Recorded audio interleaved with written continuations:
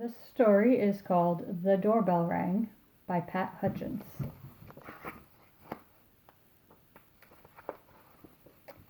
"I've made some cookies for tea," said Ma. "Good," said Victoria and Sam. "We're starving."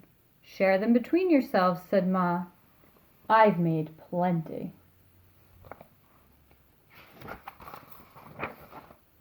"That's 6 each," said Sam and Victoria. "They look as good as Grandma's," said Victoria.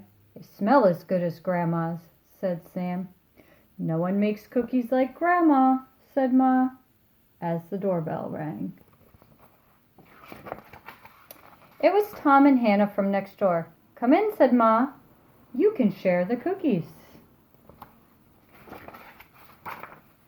"That's 3 each." "They smell as good as your Grandma's," said Tom. "And look as good," said Hannah's.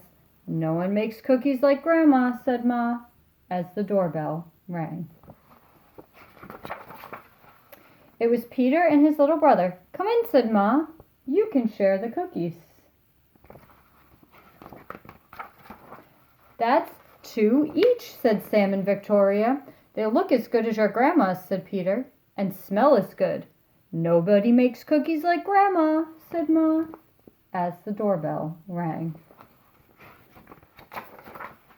It was Joy and Simon and their 4 cousins. "Come in," said Ma. "You can share the cookies."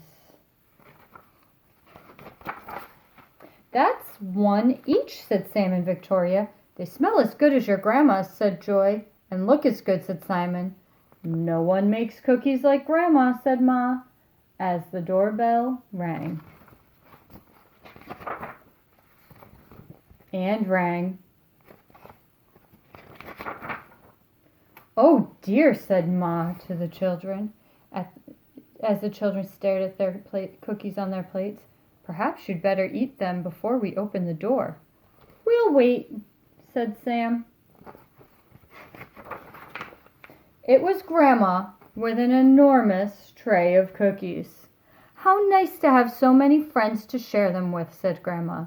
"It's a good thing I made a lot." "And no one makes cookies like Grandma," said Ma, as the doorbell rang.